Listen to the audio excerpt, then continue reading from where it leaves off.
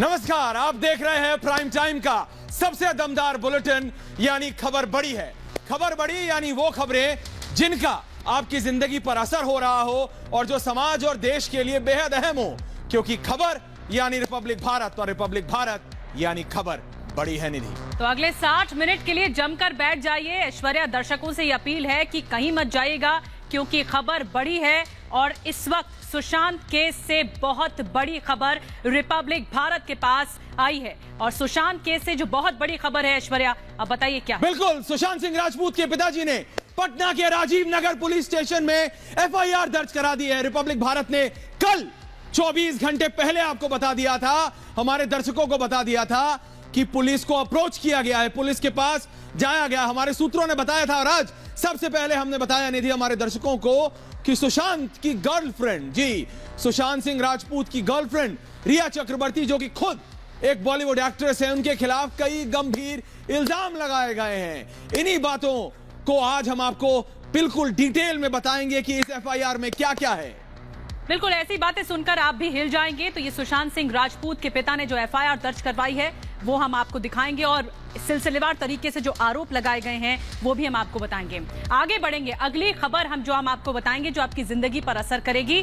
और वो खबर जो हम आपको बताने जा रहे हैं वो है राफाल से जुड़ी हुई। राफाल की फैक्ट्री में आपको ले चलेंगे एक्सक्लूसिव तौर पर। आप देख पाएंगे कि कैसे फौलादी लड़ाकू विमान तैयार होते हैं। बिल्कुल, और इसके बाद हम आपको बताएंगे कि रफाल की वो एक्सक्लूसिव तस्वीरें भी हम आपको दिखाएंगे। लेकिन उसके बाद और यही नहीं रुकेगा मामला निधि। बिल्कुल, और ये भी बताएंगे ऐश्वर्या दर्शकों को कैसे दुश्मन की कब्र खोदने को तैयार है ये राफाल। आसमान में शक्ति प्रदर्शन की एक और बड़ी खबर से भी आपको रूबरू करवाएंगे ऐश्वर्या। बिल्कुल, आपको बताएंगे कि कैसे 4 मिनट के फासले से बस बचा है चीन। इसके बाद हम आपको यह भी बताएंगे आज कि कोरोना काल में किम जोंग को परमाणु क्यों पसंद है। बिल्कुल, अपनी अखंड कवरेज के तहत, जी हां, अयोध्या के मसले पर अपनी अखंड कवरेज के तहत हम आपको अयोध्या भी लेकर चलेंगे और चांदी की वो ईंट दिखाएंगे जो राम मंदिर की नींव में रखी जाने वाली। और आखिर में हम आपको कोरोना पर एक शुभ समाचार सुनाएंगे, बताएंगे कि किससे जिम्मेदारी दी गई है कोरोना के विरुद्ध युद्ध की। तो सबसे पहले शुरुआत करते हैं खबर बड़ी है में सबसे बड़ी खबर से। वो ये सुशांत सिंह राजपूत केस में ये सबसे बड़ी खबर है। ये खबर इसीलिए बड़ी है क्योंकि एफआईआर दर्ज करा दी गई है सुशांत सिंह राजपूत के पिता की तरफ से। ये एफआईआर पटना में दर्ज कराई गई है और अभिनेत्री रिया चक्रवर्ती पर गंभीर इल्जाम है। बिल्कुल निधि, और इस एफआईआर की कॉपी है हमारे पास और हम बता रहे हैं आपको। इसमें बताया गया है कि मेरा बेटा, और ये उनके पिताजी लिखवा रहे हैं, सुनिए जरा गौर से। कहता है ये इनके पिताजी, मेरा बेटा सुशांत मई 2019 तक अभिनय जगत के में बुलंदियों पर था। इसी दौरान रिया चक्रवर्ती नाम की एक लड़की, और ये जो एफआईआर की कॉपी आप देख रहे हैं, इसी में से मैं पढ़ के आपको बता रहा हूं।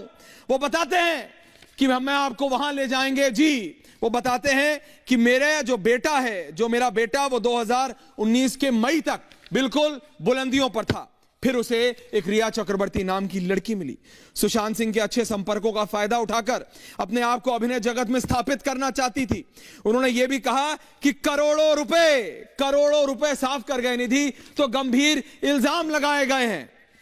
तो दो तस्वीरें हम दिखा रहे हैं कि किस तरह रिया चक्रवर्ती पर एक फिल्म भी आने वाली थी सुशांत सिंह और रिया चक्रवर्ती की, लेकिन रिया चक्रवर्ती जो कि उन्होंने खुद अपने आप को सुशांत सिंह राजपूत की गर्लफ्रेंड बताया था। आपको याद होगा ऐश्वर्या, दर्शकों को भी बता दें कि अमित शाह को टैग करते हुए उन्होंने ट्विटर पर लिखा था कि इस पर सीबीआई जांच होनी चाहिए, मैं सुशांत सिंह राजपूत की गर्लफ्रेंड हूं। लेकिन इसमें जी, और लेकिन अगर ये आप एफआईआर पढ़ें, इस एफआईआर में सिर्फ रिया चक्रवर्ती का नाम नहीं, रिया चक्रवर्ती के परिजनों का नाम, इंद्रजीत चक्रवर्ती, संध्या चक्रवर्ती, शौविक चक्रवर्ती ने मेरे बेटे से काफी नजदीकियां बढ़ा ली और वे सभी मेरे बेटे को हर मामले में हस्तक्षेप करने लगे। इसमें यही नहीं, इसमें यह भी लिखा है निधि, और मैं पढ़ के बताना चाहता हूं। हमारी साथी अलीशा वहां है। अलीशा, आप इस समय मुंबई में मौजूद हैं। इस एफआईआर के बाद बिहार पुलिस के 4 बड़े अफसर वहां पहुंच गए हैं। क्या है लेटेस्ट अलीशा? बिल्कुल बिहार टीम के 4 लोग जो है वो अब मुंबई में पहुंचे हैं और जहां तक पता चला है कि इस पूरे मामले को लेकर सुशांत सिंह सुसाइड केस को लेकर खुद जो है मुंबई सीपी से बातचीत हो चुकी है और बाड्रा पुलिस स्टेशन की ओर से जो इन्वेस्टिगेशन टीम है जो लगातार इस पूरे मामले में सिर्फ स्टेटमेंट रिकॉर्ड करने के अलावा कोई भी तथ्य या फिर कॉन्क्रीट कंक्लूजन के सामने न आते हुए सिर्फ स्टेटमेंट रिकॉर्ड करते हुए नजर आ रही है। फिलहाल सुशांत के पिताजी के ओर से जो एफआईआर दर्ज की गई है जिसमें खास तौर पर जो आरोप लगा है कि अबेटमेंट ऑफ सुसाइड का जो उन पर रिया चक्रवर्ती और उनके परिवार पर लगा है। इस अपडेट को अगर हम देखेंगे इसकी जो जानकारी के ऊपर देखेंगे क्योंकि रिया चक्रवर्ती पर यह कहा गया है कि रिया चक्रवर्ती ने सुशांत सिंह के जो क्रेडिट कार्ड है वो अपने यूरोप ट्रिप के लिए यूज किए गए थे। साथ ही जो सबसे बड़ा अगर अहम देखा जाए रिया चक्रवर्ती और उनके भाई सौमिक चक्रवर्ती जो सुशांत की कंपनी के 3 फिल्म्स है उनके डायरेक्ट कर चुके हैं पर अब तक मुंबई पुलिस ने रिया चक्रवर्ती का तो स्टेटमेंट रिकॉर्ड कर चुके हैं और सौमिक चक्रवर्ती को अलीशा इस एफआईआर में 17 करोड़ रुपए की भी बात है जो कि सुशांत के पिता कह रहे हैं कि 17 करोड़ कहां गए। रिया चक्रवर्ती बताएं, बहुत बड़ा इल्जाम है। उनके सुशांत की कंपनी में इन्वेस्टर के तौर पर भी रिया चक्रवर्ती थी।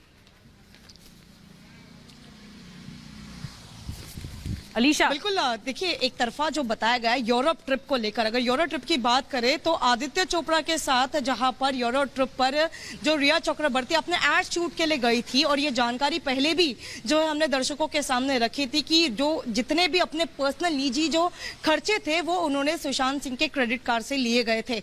एक अहम अगर मुंबई पुलिस के लैप्सेस को देखा जाए क्योंकि सौमिक चक्रवर्ती जो कि सुशांत के घर पर उनका आना जाना रोजाना रहता था उसके बावजूद सौमिक चक्रवर्ती के साथ क्वेश्चनिंग जो है या उनको जो समन है वो खुद मुंबई पुलिस की ओर से नहीं भेजा गया है।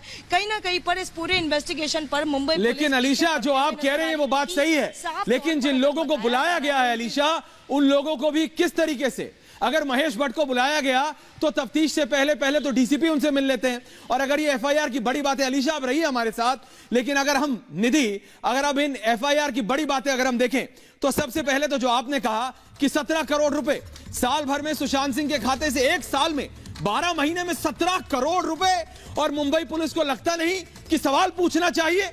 बिल्कुल जांच इस दायरे में बढ़नी चाहिए कि यूरो ट्रिप की बात क्या थी। तीसरी बड़ी बात, रिया की नजर सुशांत सिंह राजपूत के क्या पैसे पर थी, ये एफआईआर में इस बात पर आरोप है पिता की तरफ से। रिया के साथ उसके परिवार के लोग साजिश में क्या शामिल थे, क्या उनके भाई भी इस साजिश में शामिल थे। सुशांत को काफी दिनों तक बंधक बनाकर रखा गया था। ये 5वीं बड़ी बात जो कि एफआईआर में इल्जाम लगाया गया है कि सुशांत सिंह राजपूत को उकसाया गया था। सुशांत सिंह राजपूत से पैसे क्या वसूले गए थे, वसूली की गई थी उनसे। 7वीं बड़ी बात, सुशांत को साजिश के तहत दवा की क्या ओवरडोज दी गई, ये बहुत बड़ा आरोप है। और 8वीं बड़ी बात, ऐश्वर्या सुशांत की मौत से पहले रिया क्रेडिट कार्ड और पैसे लेकर क्या चली गई थी। तो ये हमने आपको बताई 8 या 9 जी बड़ी बातें लगातार हम आपको बता रहे हैं। और सुशांत ने अपनी बहन को बताया था क्या, इलाज करने वाले डॉक्टर भी साजिश में शामिल थे क्या, ये वो सारे सवाल है जिनका जवाब देना पड़ेगा क्योंकि उनके पिता की ये एफआईआर जो हम आपको दिखा रहे हैं और कल ही हमने जैसा 24 घंटे पहले बता दिया था आपको कि बिहार पुलिस को अप्रोच किया गया है निधि, इसमें लिखा गया है कि अगर मेरा बेटा डिप्रेशन में था, अगर मेरे बेटे सुशांत सिंह राजपूत को कोई दवाई देनी थी और इस तरह की दवाई देनी थी को डॉक्टरों को यह मान्य है भारत के नियम अनुसार, भारत के लॉ के अनुसार कि आपको किसी परिजन की अनुमति चाहिए निधि, लिखित या मौखिक अनुमति चाहिए। क्यों किसी परिवार वाले की अनुमति नहीं ली गई थी? क्या रिया चक्रवर्ती ने अनुमति दी थी? और अगर दी थी तो जब उनका डायरेक्ट कोई लिखित रिलेशन नहीं था तो डॉक्टर को जब पता है लॉ के अनुसार जाना है तो क्यों नहीं गए?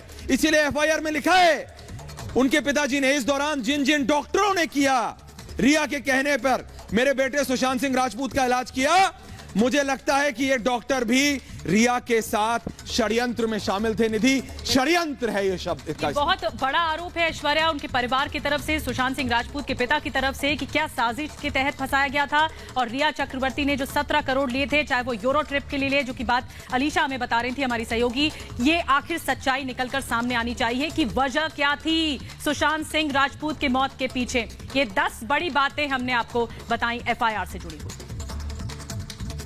और अब सुशांत सिंह राजपूत से जुड़ी एक एक खबर हम आपको सबसे पहले दिखा रहे हैं रिपब्लिक भारत और रिपब्लिक मीडिया नेटवर्क पर। लेकिन अब बढ़ते हैं एक और बड़ी खबर की और यह खबर है रफाल प्लेन जब से ये खबर आई है कि भारत के पास रफाल, और अब तो वो 5 रफाल। आज हमने आपको तस्वीरें दिखाई निधि, किस तरह से हवा में रिफ्यूलिंग हो रही है। अगले कुछ घंटों में वो भारत के पास होंगे। बिल्कुल, काल बनकर टूटेंगे दुश्मन पर रफाल। भारत आने पर रफाल अंबाला एयरबेस पर तैनात हो जाएंगे। उससे पहले आज हम आपको लेकर चल रहे हैं रफाल की फैक्ट्री में। कैसे बनता है रफाल लड़ाकू विमान, कैसे इसका एक एक पुर्जा जोड़ा जाता है, कैसे इसमें मिसाइलें फिट की जाती हैं, ये सब हम आपको दिखाने जा रहे हैं।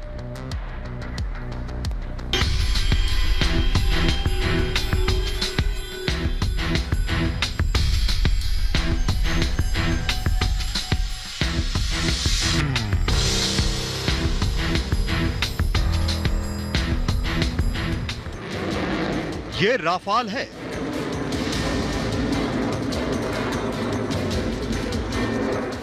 ये दुश्मनों का काल है।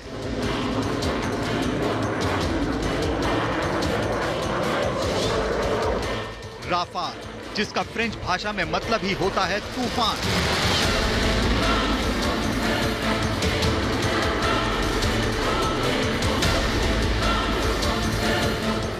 बड़े ही शान से यह फ्रांस से रवाना हुआ और अंबाला एयरबेस में अब इसका घर होगा। आज आर भारत पर हम आपको ले चलते हैं उस जगह जहां बनाया जाता है ये राफाल।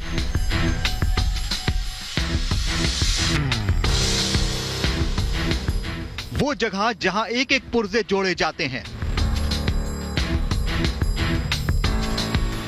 जहां इसके अंदर मिसाइलें लगाई जाती हैं। आर भारत पर हम आपको दिखा रहे हैं आज राफाल की फैक्ट्री।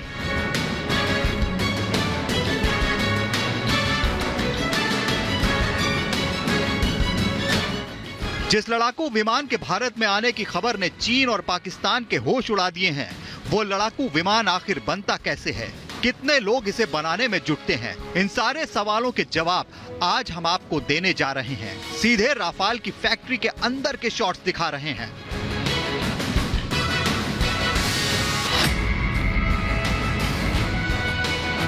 ये वो तस्वीरें हैं जिन्हें देख हर भारतीय का सीना गर्व से चौड़ा हो रहा है और दुश्मन का दिल बैठा जा रहा है। ये फ्रांस में वो फैक्ट्री है जहां राफाल बनाया जाता है।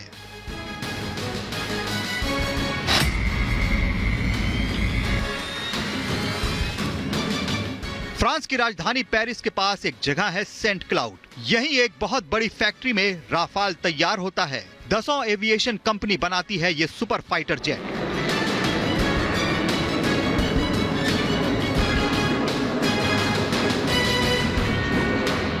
ये पूरा प्लांट करीब 3 वर्ग किलोमीटर में फैला हुआ है। करीब 80 साल से यहाँ युद्ध के उपकरणों, खास तौर पर लड़ाकू विमानों का निर्माण किया जा रहा है। इस विशाल फैक्ट्री में राफाल के अलग अलग हिस्सों को बहुत सावधानी से क्रेन के जरिए ले जाया जाता है। बताया जाता है कि राफाल विमान को बनाने में करीब 7000 कर्मचारी लगते हैं। इनमें इंजीनियर, टेक्नीशियन, हर तरह के एक्सपर्ट होते हैं। करीब 2 साल लगातार काम करते हैं, तब ये आसमान का शहंशाह तैयार होता है।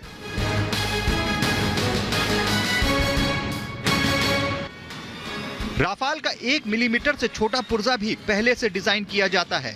इतनी तपस्या और कड़ी मेहनत के बाद आसमान का सबसे बड़ा योद्धा तैयार हो जाता है। आसमान पर हुकूमत करने वाला ये एक ऐसा लड़ाकू विमान है जिसका नाम ही दुश्मनों में दहशत पैदा कर देता है।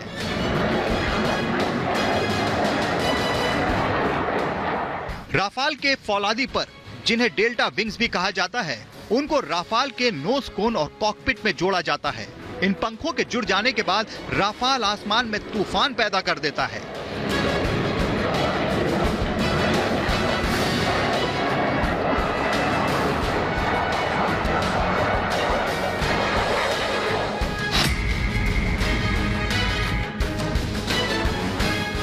किसी भी लड़ाकू विमान के सभी हिस्सों को फिट करने से पहले एक स्पेशल सॉफ्टवेयर पर बहुत बारीकी से जांच पड़ताल की जाती है। दसॉ एविएशन कंपनी का एक निजी सॉफ्टवेयर है जिसका नाम है कात्या। इसी सॉफ्टवेयर की 3D इमेज पर एरोस्पेस टेक्नोलॉजी के माहिर इंजीनियर ये जांच करते हैं। ये देखा जाता है कि विमान में लगाया जा रहा एक एक हिस्सा सही से फिट हुआ है या नहीं। भारत को भी जो राफाल लड़ाकू विमान मिले हैं, उसके हर हिस्से के डिजाइन को भी इसी तरह चेक किया गया है। सॉफ्टवेयर की मदद से यह भी देखा जाता है कि फाइटर जेट के डिजाइन पर हवा के दबाव का क्या असर होता है। डिजाइन टेस्ट होने के बाद ही राफाल के कॉकपिट को तैयार करने की सबसे कठिन प्रक्रिया शुरू की जाती है।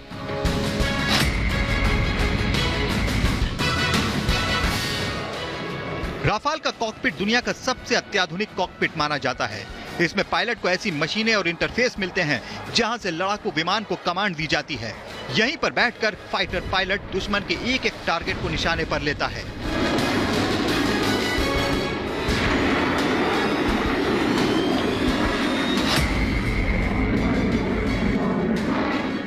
राफाल के इंजन की गर्जना ही बता देती है कि यह कितना शानदार और जानदार है।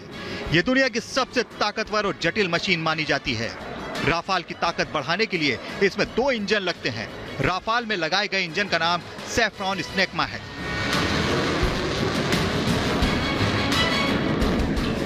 दो इंजन वाले राफाल लड़ाकू जेट को शुरुआत से ही एयर टू एयर और एयर टू ग्राउंड अटैक के लिए डिजाइन किया गया है। इसमें हवा में ईंधन भरा जा सकता है। यह परमाणु रूप से सक्षम है और तो और इसका पुनर्निर्माण भी किया जा सकता है। Bureau report, Republic Bharat.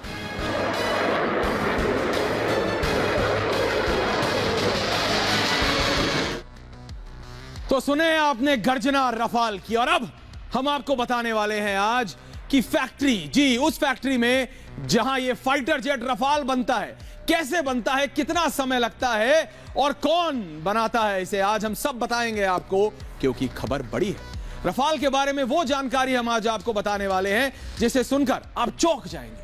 Rafale को एक फ्रांस की एक कंपनी दसॉ एविएशन बनाती है। 1970 के दशक पर इस पर फ्रांस ने काम शुरू कर दिया था, क्योंकि फ्रांस अपनी नेवी और एयरफोर्स के लिए बेहद शक्तिशाली फाइटर जेट चाहता था और तैयार करने की कोशिश कर रहा था। रफाल के बारे में एक खास बात यह बताई जाती है, जो दूसरे फाइटर जेट्स या जो दूसरे देश बनाते हैं उसमें नहीं, कि ये करीब करीब पूरा एक ही देश में बनता है। यानी इसके एक एक पुर्जे, छोटे से छोटे पुर्जे की रिसर्च और डिजाइन फ्रांस में ही हुई है। दसॉ एविएशन इसका सबसे बड़ा निर्माता है। दसॉ के साथ साथ थेल्स और साफरान भी इसके निर्माण से जुड़े हैं। फ्रांस की राजधानी पेरिस के बारे में आप जानते हैं, उसके बहुत ही नजदीक एक सटा हुआ शहर है, क्लाउड इलाका है, वहां पर इसकी सबसे बड़ी फैक्ट्री है। और आइए अब आपको यह बताते हैं कि रफाल की पहली फ्लाइट कब हुई थी। तो वो दिन था 4 जुलाई 1966। तब रफाल का एक डेमो फ्लाइट हुई थी। टारगेट था कि 1996 तक फ्रेंच वायुसेना में रफाल के फाइटर जेट, हवा से बात करने वाले ये जेट शामिल हो जाए। लेकिन ये पहली बार शामिल कब हुए? ये हुए 18 मई 2001 में। और एक रफाल बनाने में मैं आज आपको बता दूं, करीबन 2 साल लग जाते हैं और 7000 लोग, जी हां सही सुन रहे हैं आप, 7000 लोग मिलकर इसे बनाते हैं। इसे बनाने में ऐसी कॉम्पोजिट यानी मिश्रित धातुओं का इस्तेमाल होता है जो कि फौलाद जैसी मजबूत होती हैं, तभी तो यह हवा से बात करता है और काफी हल्की भी होती हैं। तो जैसा कि हम आपको बता रहे हैं, चाहे इसका टेक ऑफ हो, स्मूथ लैंडिंग हो, इस सब के लिए एल्यूमिनियम और टाइटेनियम जैसे धातुओं का इस्तेमाल किया जाता है, क्योंकि यही इसे बेहतर और दुनिया में सबसे ज्यादा शक्तिशाली बनाते हैं। फ्रांस के बाद रफाल को अब तक मिस्र, कतर और अब भारत खरीद चुका है। भारतीय वायुसेना ने 36 रफाल का ऑर्डर किया है, जिसमें से 28 सिंगल सीटर हैं और 8 डबल सीटर, यानी उसमें 2 भारतीय पायलट बैठ सकते हैं। बताया जा रहा है कि एक रफाल भारत को करीब 700 करोड़ रुपए का पड़ा है, लेकिन एक एक pi is value for money. इन्हें सबसे पहले अंबाला एयरफोर्स स्टेशन पर रखा जाएगा और उसके बाद निधि ये आएंगे पश्चिम बंगाल के हाशिमारा एयरफोर्स स्टेशन पर। बिल्कुल ऐश्वर्या, तो ये राफाल का तूफान है जो कि आपने बताया कि उसकी पहली फ्लाइट कब थी, पहली उड़ान कब थी। लेकिन आगे बढ़ेंगे और बताएंगे कि कैसे दुश्मनों का काल बनेगा राफाल, दुश्मनों की कब्र खोदेगा राफाल। भारतीय सेना की ताकत एक बार फिर बढ़ने वाली है। 29 जुलाई को 5 राफाल विमान भारतीय वायुसेना में शामिल हो जाएंगे। ऐश्वर्या, बिल्कुल, सभी रफाल विमान हरियाणा के अंबाला एयरफोर्स स्टेशन पहुंचेंगे पहले, जिसे देखते हुए एयरफोर्स स्टेशन पर खास तैयारियां की जा रही हैं। निधि, आइए दिखाते हैं तैयारियां।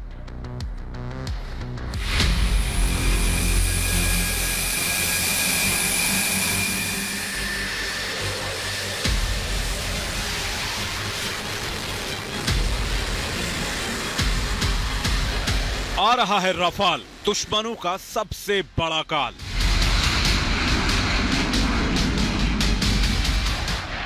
और साथ ही ला रहा है वो मारक मिसाइलें जिनसे दुश्मन पनाह मांगेगा।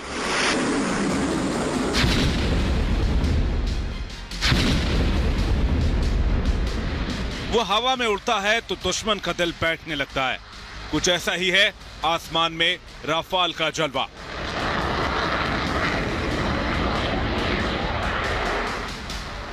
जैसे जैसे राफाल के भारत आने के घंटे नजदीक हो रहे हैं, वैसे वैसे चीन की धड़कनें तेज होती जा रही हैं, क्योंकि चीन भी जानता है कि राफेल के प्रकोप से निपटने का उसके पास कोई जवाब नहीं है।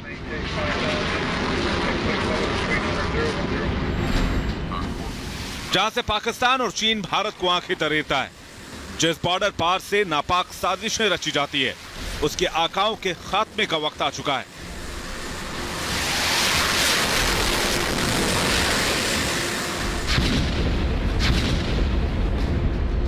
बॉर्डर पर चीन और पाकिस्तान दोनों की कब्र खुदने वाली है और दोनों दुश्मन देश मिलकर भी भारत का बाल बांका नहीं कर पाएंगे, क्योंकि दुश्मन का काल राफाल का काउंटडाउन शुरू हो चुका है। दुनिया के सबसे खतरनाक फाइटर जेट के भारत आने में महज चंद घंटों का वक्त बचा है। दुश्मन का दिल दहलाने के लिए राफाल की पहली खेप 29 जुलाई को अंबाला पहुंच जाएगी। भारत पहुंचने के बाद राफाल हिंद से टकराने की हिमाकत करने वालों पर गरजने के लिए तैयार हो जाएंगे। भारतीय वायुसेना के जाबाजों ने राफेल की तकनीकी पेचीदगियों को समझने के लिए इसकी व्यापक ट्रेनिंग ली है। वायुसेना के मुताबिक राफाल LAC के पास तैनात किया जा सकता है। इस बीच चीन के माथे पर पसीना ज्यादा आने लगा है, क्योंकि भारत ने दुश्मनों को सबक सिखाने के लिए fighter jet Mirage 2000, Sukhoi 30, MiG-29 advanced forward base पर पहले से ही तैनात कर रखे हैं, जहां से दिन और रात दोनों ही वक्त किसी भी ऑपरेशन को अंजाम दिया जा सकता है। जाहिर है, राफेल के आने के बाद इनकी ताकत कई गुना बढ़ जाएगी। राफेल के संबंध में पहले से ही प्रशासन की तरफ से चिट्ठियां जारी हैं कि पक्षियों को दाना नहीं डालना है, no fly zone, no drone zone area है। और पहले भी आपको पता है कैंट एरिया तो वैसे ही सेंसिटिव है, इसलिए वहाँ पे ड्रोन तो वैसे ही अलाउड नहीं है। और जहाँ तक राफेल के संबंध में है, ये अम्बाला का सौभाग्य है, इतनी बड़ी यहाँ स्क्वाड्रन बनी है। राफाल के स्वागत की तैयारियां जोरों पर हैं। इसे लेकर अम्बाला एयरबेस को किले में तब्दील कर दिया गया है। जमीन से आसमान तक चाक चौबंद सुरक्षा में राफाल को हिंद सरजमीन पर उतारा जाएगा। मेहमान खास है तो उसका स्वागत भी खास होना चाहिए, और इसके लिए हरियाणा का अम्बाला एयरबेस पूरी तरह तैयार है। राफाल को फ्रेंच और इंडियन एयरफोर्स के पायलट उड़ाकर भारत ला रहे हैं। फ्रांस से आ रहे 5 राफेल विमानों का पहला जत्था 29 जुलाई को भारत पहुंचेगा। ये 5 राफेल विमान 7000 किलोमीटर की दूरी तय कर भारत पहुंचेंगे। इन राफेल विमानों को अंबाला में भारतीय वायुसेना के बेड़े में शामिल किया जाना है। अंबाला एयरबेस भी राफेल के स्वागत के लिए पूरी तरह तैयार है। राफेल विमानों के भारत आगमन के मद्देनजर अंबाला एयरबेस के लिए सुरक्षा के बंदोबस्त कड़े कर दिए गए हैं।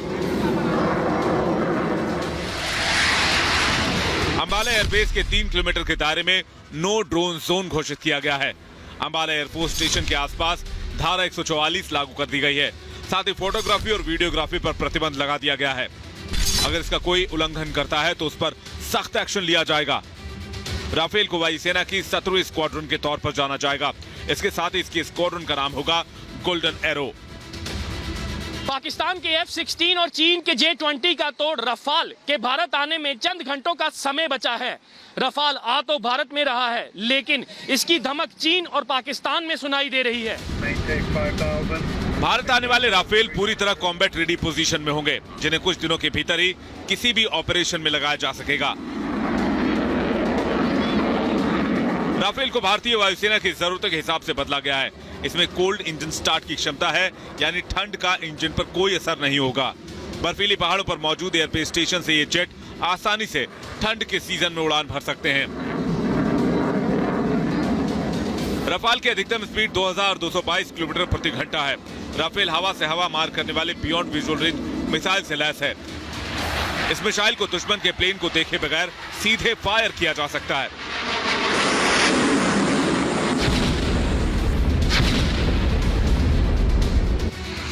राफेल में बहुत ऊंचाई वाले एयरबेस से भी उड़ान भरने की क्षमता है। राफेल एक साथ जमीन से दुश्मनों के हमलों को ध्वस्त करने और आसमान में आक्रमण करने में सक्षम है। जरूरत पड़ने पर परमाणु हथियारों का इस्तेमाल भी कर सकता है।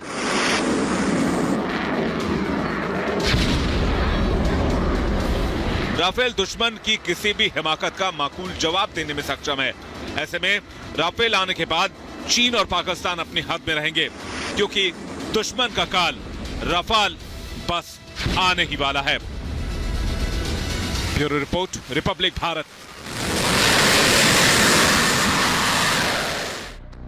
बिल्कुल, ये आसमान का सिकंदर साबित होगा राफेल। और जल्दी से आपको बताते हैं कि पावर ऑफ राफेल क्या है। तो आप देखेंगे कि राफेल आएगा और जो इसकी पावर है वो 2 इंजन वाला ये लड़ाकू विमान है। इसके अलावा इसकी खासियतों में ये भी है कि 2 इंजन वाला लड़ाकू विमान है, लेकिन 4.5 जनरेशन के ट्विन इंजन से ये लेस है। तो ये भी इसकी खूबी में शामिल है। आगे बढ़ेंगे, हवा में ईंधन भर सकता है, ये इसकी एक अलग क्षमता है। ये क्वालिटी में आता है, जो अलग खूबी है। 1 मिनट में 60,000 फीट तक की ऊंचाई तक जा सकता है राफेल लड़ाकू विमान। इसके अलावा पावर ऑफ राफेल के तहत हम आपको बता रहे हैं कि अधिकतम भार की जो क्षमता है वो भी 24,500 किलो तक की है, जो कि राफेल ढो सकता है। इसके अलावा 3 मिसाइलों से लेस है, जिसमें मीटियोर लगी है, स्काल्प लगी है और हैमर, जो कि सबसे ताकतवर मिसाइलों में से एक मानी जाती है। तो ये 3 मिसाइलों के साथ आ रहा है। अधिकतम स्पीड 2400 किलोमीटर प्रति घंटे की होगी। तो ये भी खूबी में शामिल है राफेल की, जो कि सबसे बताया जा रहा है कि दुनिया का सबसे ताकतवर लड़ाकू विमान है। 3700 किलोमीटर तक मारक क्षमता है। ये पावर ऑफ राफेल है, जो कि किसी और लड़ाकू विमानों में कम देखने को मिलती है। परमाणु हथियार ले जाने में भी सक्षम है। तो ये भी एक बहुत बड़ी खूबी है राफेल लड़ाकू विमानों की। इसके अलावा आपको बताएं तो इसकी पावर कुछ ऐसी है कि राफेल हवा में ईंधन भर सकता है, वो सबसे आकर्षण का केंद्र है। ऐश्वर्या, तो बहुत खूबी वाला है ये राफेल। बिल्कुल निधि, और जैसा कि अभी हमने आपको दिखाया, राफेल कहां बनता है, राफेल कब आएगा और भारत में कहां रहेगा। बिल्कुल ऐश्वर्या, रुकते हैं एक छोटे से ब्रेक के लिए, लेकिन खबर बड़ी है और खबर बड़ी है मैं ब्रेक के बाद आपको बताएंगे। परमाणु प्रेमी किम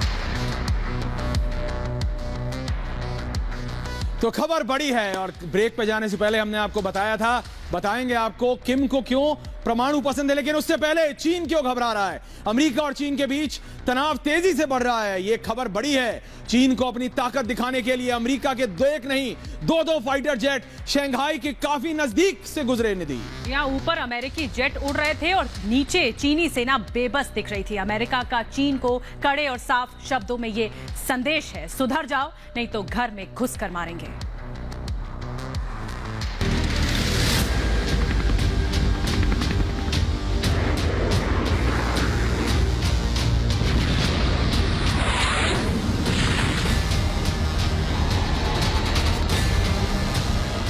आसमान से समंदर तक चीन की घेराबंदी।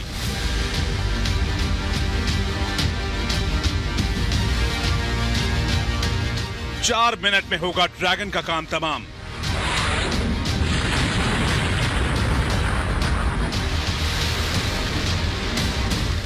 ट्रंप के फाइटर प्लेन से उड़ी जिनपिंग की नींद।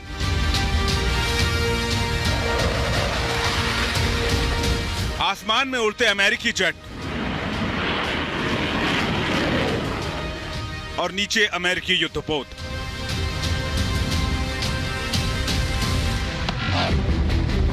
संदेश साफ है, संदेश ये कि अपने आप को ज्यादा शातिर समझोगे तो घर में घुस कर मारेंगे।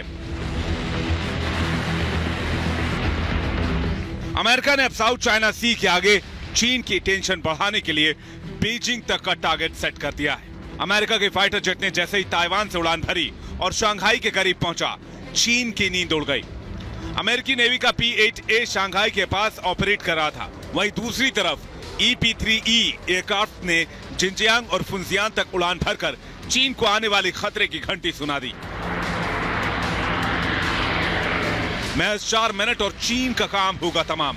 पहली बार अमेरिका का कोई विमान चीन के इतने करीब पहुंचा है। माना जा रहा है कि अमेरिका ने पूरे प्लान के तहत ऐसा किया था।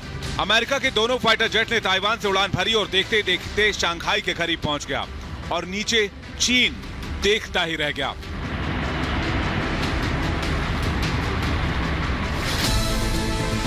अमेरिकी तैयारियों का अंदाजा इस बात से लगाया जा सकता है कि जब साउथ चाइना सी में इन एयरक्राफ्ट ने उड़ान भरी तो नीचे अमेरिकी वॉरशिप चल रहे थे।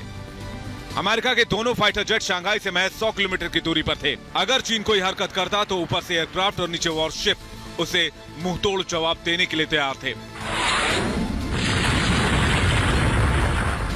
अमेरिका और चीन के बीच तनाव तब और बढ़ गया जब अमेरिकी लड़ाकू विमान शंघाई के बेहद करीब आ गए। यह चीन को चेतावनी देने के लिए था कि अभी वक्त है, सुधर जाओ नहीं तो मारे जाओगे। अब आपको दोनों फाइटर जेट की खासियत भी बताते हैं। P-8A और EP-3E दोनों ही घातक हैं। इनकी टक्कर के एयरक्राफ्ट चीन के पास नहीं है। P-8A न केवल सर्विलांस करता है बल्कि रात दिन किसी भी वक्त अपनी सोनार पावर से समुद्र में दुश्मन की सबमरीन को खोज निकालने के बाद चंद सेकंड में तबाह कर सकता है। इसमें छोटी न्यूक्लियर मिसाइलें लगाई जा सकती हैं। दोनों का इस्तेमाल सिर्फ अमेरिकी नेवी करती है। यह पहली बार नहीं है जब अमेरिका ने चीन को धमकी भरे लहजे में जवाब दिया हो। अमेरिका ने अपनी तैयारियों को टेस्ट करते हुए लंबी दूरी तक मार करने वाले 6 बॉम्बर को भी साउथ चाइना सी के करीब उड़ाया था। साउथ चाइना सी में अमेरिका ने अपने 2 युद्धपोत भी तैनात किए थे। USS रोनाल्ड रीगन और USS निमित्ज को दक्षिण चीन सागर में तैनात किया गया है। इन पर 120 से ज्यादा फाइटर जेट्स मौजूद हैं। दोनों वॉरशिप एटमी ताकतों से लैस हैं। 3000 से ज्यादा सैनिक और नेवी कमांडो सील। चीन के पास करीब 56 एयरक्राफ्ट भी हैं जो उसके वॉरशिप पर मौजूद हैं। बावजूद उसके चीन के पास अमेरिका जैसी क्षमता नहीं है। चीनी थिंक टैंक के मुताबिक 2001 में US नेवी के इंटेलिजेंस एयरक्राफ्ट और एक चीनी इंटरसेप्टर की हवा में टक्कर हुई थी। हेनियान के नजदीक हुई टक्कर में चीनी एयरक्राफ्ट नष्ट हो गया था और पायलट की मौत हो गई थी। चीन और अमेरिका के बीच खाई बढ़ती ही जा रही है। जासूसी के आरोप में पहले अमेरिका ने ह्यूस्टन में चीनी दूतावास को बंद करवा दिया। जवाब में चीन ने चेंगडू स्थित अमेरिकी दूतावास पर ताला जड़ दिया। यानी कि जैसे को तैसा वाली कहानी। अपने आप को चारों तरफ से घिरता देख चीन बिलबिला गया है, क्योंकि उसकी चालबाजी को उसी के अंदाज में जवाब देने के लिए भारत, अमेरिका के साथ जापान और दक्षिण कोरिया भी आ गए हैं। ड्रैगन की घेरेबंदी जारी है। जल थल नभ से उस पर नजर रखी जा रही है। चीन और अमेरिका के बीच दक्षिण चीन सागर को लेकर दोनों तरफ से तनाव जारी है। चालबाज चीन ने अमेरिका को टक्कर देने के लिए पीपल्स लिबरेशन आर्मी ने दक्षिण चीन सागर पर फायर लाइव ड्रिल्स शुरू कर दी हैं। चीन के 10 समुद्री जहाज और एक विमान वाहक कोरिया की सीमा के नजदीक हवा से समुद्र और समुद्र से हवा में वार करने का अभ्यास कर रहे हैं। वहीं अमेरिका ने मार्च 2021 तक अपनी मरीन को टॉम क्रूज मिसाइल से लैस करने का इरादा बना लिया है। अमेरिका के क्रूज मिसाइलों की तैनाती को चीन की बैलिस्टिक मिसाइलों की तैनाती का जवाब माना जा रहा है।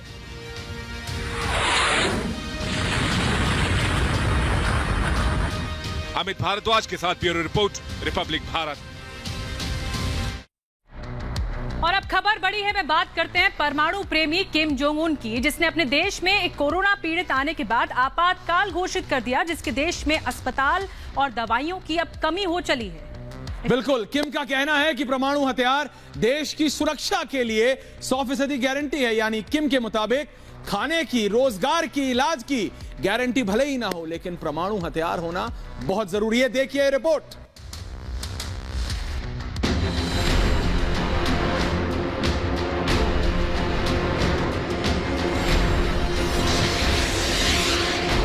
किम जोंग का परमाणु प्रेम लगता है कभी खत्म नहीं होगा। ऐसा लगता है दिन रात सोते जागते वो परमाणु बम के ही सपने देखता रहता है। भले ही पूरी दुनिया विषाणु से लड़ रही हो, लेकिन किम को परमाणु पसंद है। किम ने एक बार फिर परमाणु हथियारों की ओर अपनी प्रतिबद्धता जाहिर की है। किम ने कहा है कि हमारे परमाणु बम ही हमारी सुरक्षा की पूरी गारंटी है। किम ने यह बात एक खास कार्यक्रम में कही। 1950 से 1953 में हुए कोरियाई युद्ध के खात्मे की याद में एक कार्यक्रम आयोजित किया गया था। यहाँ भी किम परमाणु बमों की ही बात करता रहा। किम का कहना है कि उसके पास परमाणु हथियार हैं, इसलिए अब कोई दूसरा देश उनके देश की ओर आंख उठाकर नहीं देख सकता।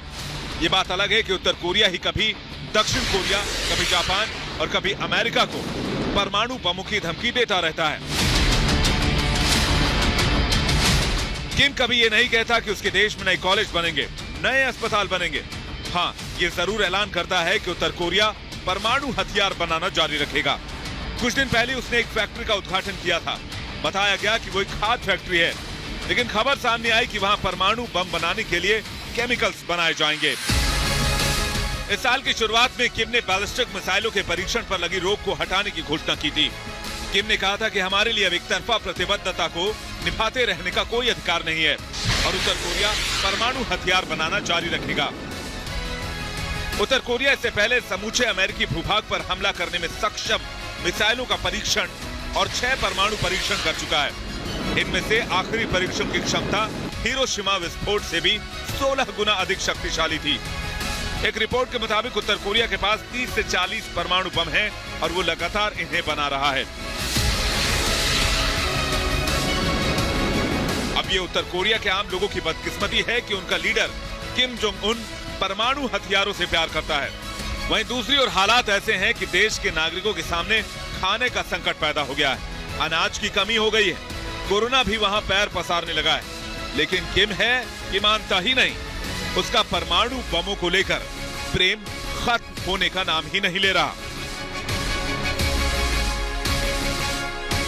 Bureau report, Republic Bharat.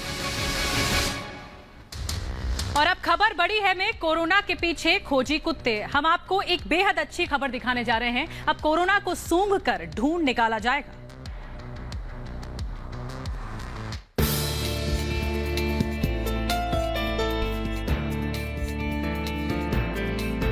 Corona के पीछे खोजी कुत्ते सूंघ कर पता लगाएंगे कोरोना। डॉग्स को दी जाएगी ट्रेनिंग। ब्रिटेन की संस्था की पहल। ब्रिटेन की एक चैरिटेबल संस्था मेडिकल डिटेक्शन डॉग्स ने वैज्ञानिकों के साथ मिलकर एक पहल की है, ये जानने के लिए कि क्या कुत्ते कोविड-19 को सूंघ पाते हैं। कुत्तों के पास सूंघने की काफी ताकतवर सेंस होती है। ये कुत्ते पहले से ही कैंसर और पार्किंसंस जैसे गंभीर बीमारी के शुरुआती लक्षण पहचानने के लिए ट्रेंड होते हैं या फिर उन्हें ट्रेंड किया जाता है। संस्था का कहना है कि उसने कुत्तों को 6 हफ्ते में प्रशिक्षित करने की तैयारी शुरू भी कर दी है। ब्रिटेन की मेडिकल डिटेक्शन डॉग संस्था के मुताबिक महामारी के अंत से पहले बीमारी का तेजी से पता लगाने के लिए कई तरीके से डिटेक्शन डॉग्स को प्रशिक्षण देने की कोशिश हो रही है। ब्रिटेन की इस संस्था के लोग दिन रात वैज्ञानिकों के साथ शोध कर रहे हैं। वैज्ञानिकों का मानना है कि कुत्ते इंसानी त्वचा में होने वाले छोटे से भी छोटे परिवर्तन का पता लगा सकते हैं। ऐसे में ये इस बात में उपयोगी साबित हो सकते हैं कि किसी इंसान को बुखार है या नहीं। लंदन के वैज्ञानिकों की टीम जिस तरह से इस मामले में आगे खोजबीन कर रही है, ऐसे में आने वाले समय में भी ये भी संभव है कि कुत्तों के जरिए ये पता लगाया जा सके कि क्या किसी इंसान को कोरोना के संक्रमण है या नहीं। तो अगर ऐसा होता है ऐश्वर्या, तो कोरोना की जांच के लिए बहुत कारगर कदम साबित हो सकता है। बिल्कुल निधि, और आज खबर बड़ी है, मैं इतना ही, इसके बाद जाइएगा कहीं नहीं, क्योंकि बात भारत की।